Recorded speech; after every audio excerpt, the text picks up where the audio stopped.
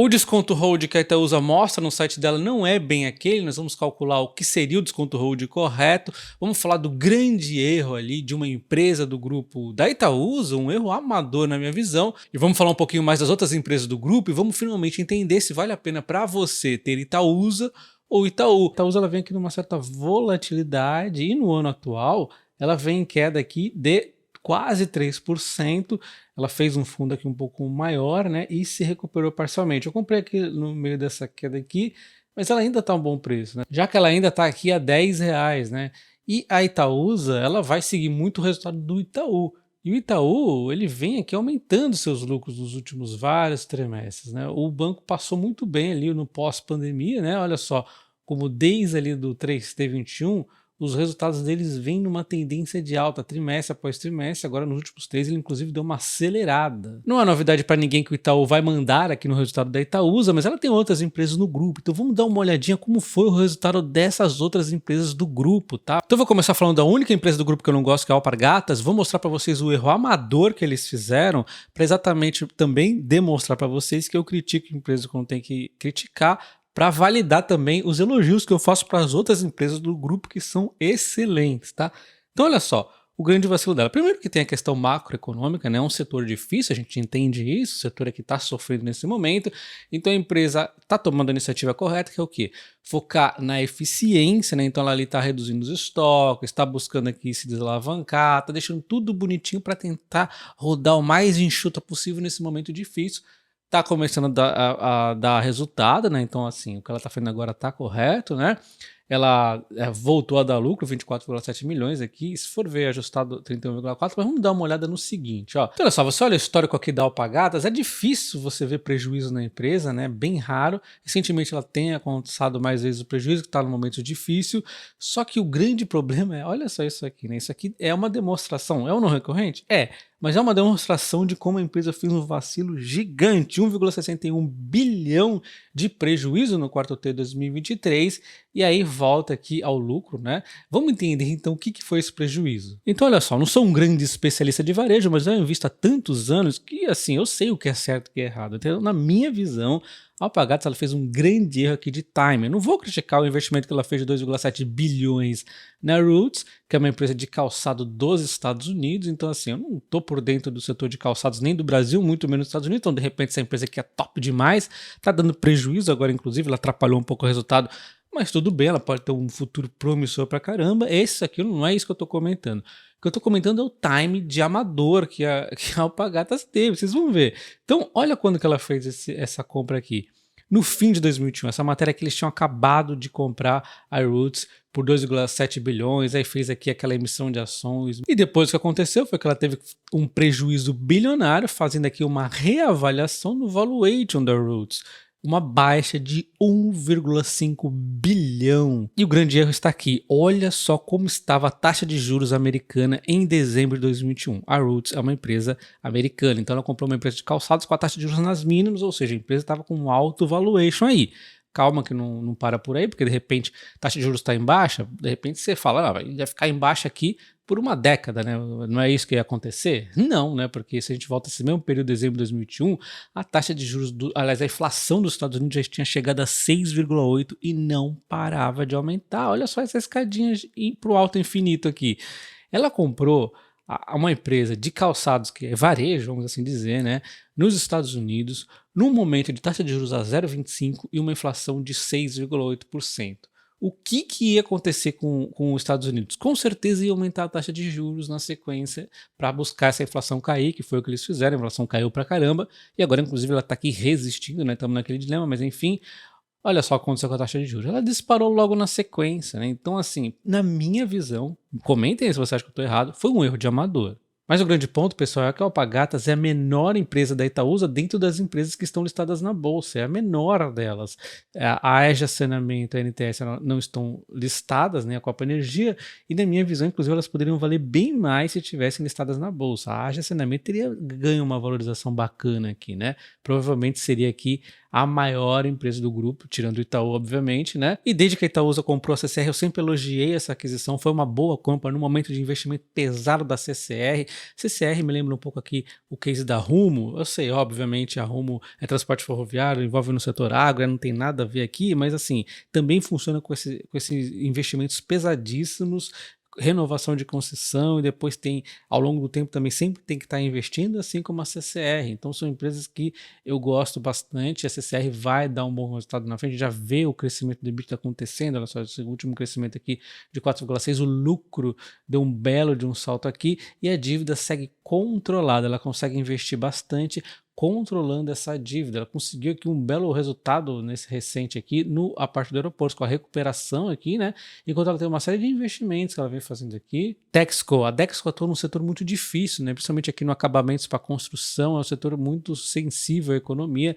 Madeira, ela entrou agora na celulose solúvel, né? Para ajudar a diversificar as receitas, ela conseguiu aqui o EBITDA fazer crescer, né? 25,3% aqui em relação a 1T, mas o lucro ali está meio apertado. A gente vê que teve essa queda no lucro, o endividamento da empresa subiu, né? Tá a números bastante grandes. A gente vê aqui o endividamento da empresa de 3,32, para o setor é um pouco difícil, mas ela está levando isso e conseguiu uma diversificação aqui na LD Celulose que ajuda também neste momento aqui. É uma empresa que tende, na minha visão, a ir melhorando, mas é um setor um pouco difícil. Como você pode ver, é uma empresa que oscila muito nos lucros, ela deu uma disparada, depois vinha numa queda, mas até que relativamente estável, agora acontece nesse trimestre, um não recorrente, mas não foi um resultado ruim, foi um resultado morno aqui, né?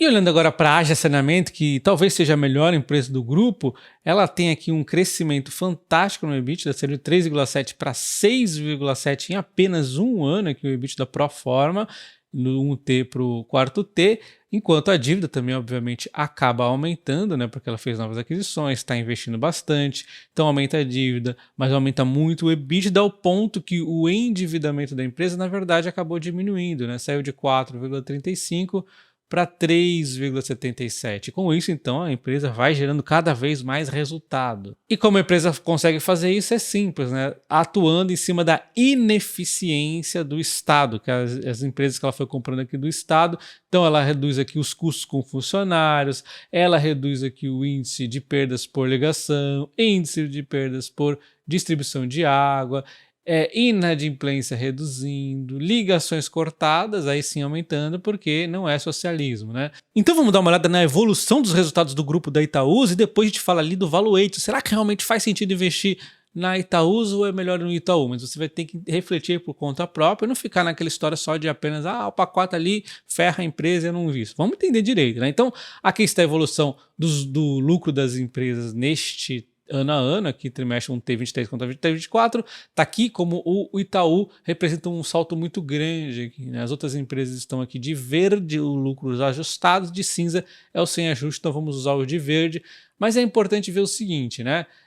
A Itaúsa ela tem uma certa proporção aqui nos resultados, então a gente vai ver o quanto isso representa para a Itaúsa, aqui está então, né?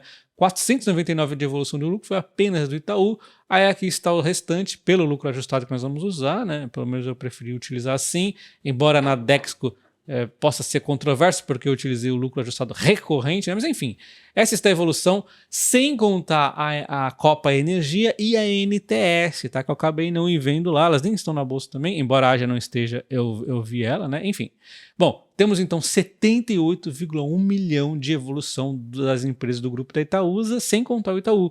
Contando o Itaú, vamos para 576,9 milhões. Então você vê que o Itaú é muito mais importante, né? Então olha só, como o Itaú domina, né? Esses aqui são os lucros dessas empresas do grupo, elas representavam no T23 apenas 1,16 e agora elas representam 3,15, né, saindo aqui do prejuízo, a Alpa atrapalhou bastante ali, agora deu uma melhorada também, então, as empresas melhoraram de uma forma geral, tendem a melhorar mais, essa é a perspectiva, né, lembrando que ainda falta aqui a Copa Energia e a NTS, e agora vamos falar do mais importante, né, você viu que em termos de lucro o Itaú manda, vamos agora falar então em termos de peso, e também vai ser assim. E calma que esse não é o desconto holding final, ainda vou explicar, tá? Então olha só, eu simplesmente peguei o valor atualizado aqui, com exceção das empresas que não estão na bolsa, né? O resto eu peguei o valor de mercado atualizado e peguei o valor da cotação do YouTube 4 atualizado. E aqui que está o problema, tá? Eles utilizam como base o valor do YouTube 4, só que o YouTube 3 está muito descontado. O mais correto, na minha visão, seria ver uma questão neutra ali, que era valor de mercado da empresa. Esse é o ponto correto. Eles podem até falar, beleza, eu vou ver aqui em relação, sei lá, a Alpa 4 aqui, eu vou ver a Alpa 4 porque ela tem maior liquidez, a Alpa 3 pode fazer uma distorção. Beleza, até pode fazer algum sentido. Mas em relação ao Itaú, por mais que tenha menos liquidez o YouTube 3, não faz sentido você olhar o valor do YouTube 4, né? Você tem que olhar, ou ponto 1, as ações que você realmente tem, ou ponto 2, que eu acho mais interessante, é o valor de mercado mesmo. Independente se é YouTube 4, se é YouTube 3, ver o valor de mercado da empresa e aí sim calcular o desconto holding, tá? Então, aqui está o desconto holding da forma como a Itaúsa faz, atualizados. Teríamos então 21% de desconto holding neste momento. Então o que acontece? Eu acho um desconto holding de 15% bacana. Se tá 21 ou 21,8, tá fantástico, né? Lembrando que já deu uma diferençazinha, um pouco pelas cotações que mudaram e um pouco por conta que eu já peguei o valor de mercado dessas outras empresas aqui, né? Enfim, olha só o que a Itaúsa faz. Ela pega então o valor de cada ação mais líquida, né? E na minha visão, o que você tem que fazer seria o seguinte: pegar o valor de mercado, como eu acabei de comentar, e aí sim, compara na Itaúsa 4 se você quer comprar a Itaúsa 4, se você quer comprar a Itaúsa 3, você compara com a Itaúsa 3, né? Sem ficar pegando esse de valor mais líquido, não assim, vai causar distorção às vezes. Então olha só, estamos vivendo um momento atípico onde o YouTube 3 está muito mais descontado que o YouTube 4. Olha só o PL, o PVP bem mais barato, até o dividend yield está melhor. Então na minha visão o YouTube 3 está muito mais descontado. Na minha visão não, está mais descontado mesmo. Então eu acho muito mais pertinente pegarmos o valor de mercado. Vai ter uma situação mais neutra para se comparar. Aqui está o valor de mercado então da Itaú. O Investidor 10 e outros sites mostram ali o valor de mercado, às vezes tem uma leve distorçãozinha, mas é pouca coisa, tá? Enfim, você pode usar esses valores ali e aí multiplicar pelo percentual que a Itaúsa tem do Itaú, né? E aí você vai ter então o valor de mercado do Itaú dentro da Itaúsa. É isso que eu gosto de fazer dessa forma, tá? Eu acho mais sentido, né? Fazer um tempinho até que eu não fazia essas contas e olha só, a gente vem aqui, este é o valor de desconto holding neste momento, 15,8 na minha visão, ou seja, se eu acho que um desconto holding de 15% é bacana, estamos em 15,8, ainda está bacana o desconto holding, né? Mas se você comprar apenas pelo desconto holding, aí talvez para você já não faça sentido, é apenas 0,8%, né? Então, se você não gosta das empresas do grupo ou não é tão fã delas, aí já não faria tanto sentido. Só que eu ainda vou além. Vamos tirar o valor de mercado da Alpargatas aqui para a gente realmente ver se ela faz tanta diferença. Vamos supor que você não gosta da Alpargatas, você vai tirar, vai eliminar, vai incinerar essa empresa aqui do grupo dela. Então olha só, esse seria o desconto holding eliminando a Alpargatas, ou seja, todas as ações da Alpargatas dentro do grupo é de graça. Tá aqui contando dentro do grupo da Itaúsa, mas você acha tão ruim essa empresa que ela tá literalmente de graça. Cada ação você acha que vale 0 centavos. Esse seria o desconto holding ainda assim dentro ali do normal, né? Entre 14 e 15 ali, eu acho que ainda tá ok, tá? Dentro dessa métrica, né? Mais justa. Aí se você utilizar pelo valor, a forma como a Itaúsa mostra, né? Aí ficaria um pouquinho diferente. Só que tem outro ponto adicional em favor da Itaúsa, tá? Justamente a NTS, a Copa Energia e a AGEA Saneamento, que estão melhores momentos aqui, principalmente a AGEA, né, voando as empresas aqui, elas não estão listadas na bolsa, elas poderiam estar valendo muito mais aqui se estivessem listadas na bolsa. E justamente as três empresas estão sofrendo um pouco mais, embora a CCR está tranquilo para mim, né, mas ela está um valor descontado. Justamente essas três, elas estão listadas na bolsa, né? Então a Dexco e a Alpa 4 aqui sofrendo mais ainda, né? Enquanto as outras três aqui, ó, voando aí, não estão na bolsa. Então também tem que levar isso em conta, tá? Enfim, eu espero ter destrinchado aqui sobre todas as possibilidades de você visualizar o desconto hold para você decidir se você tem Itaúsa ou Itaú, tá? Lembrando, por que a gente fala que tem que existir um desconto holding de alguma forma ou de outra? Porque existe ineficiência tributária, existem os próprios custos da holding aqui Itaúsa e existe a possibilidade de você investir diretamente no Itaú, então o pessoal também cobra um pouco por isso, tá? É por isso que eu costumo falar aqui em 15%, baseado inclusive na própria citação aí do CEO da Itaúsa, né? Ele fala ali, 14, 15%, só que embora ele esteja mirando, né, nesse tipo de comparação aqui, ao qual eu não concordo muito, como nós vimos aqui, essa aqui eu acho que pode fazer mais sentido, tá? Mas deixa nos comentários, isso aqui te ajudou um pouco a esclarecer sobre a visão da Itaúsa? Um abraço, até o próximo, valeu!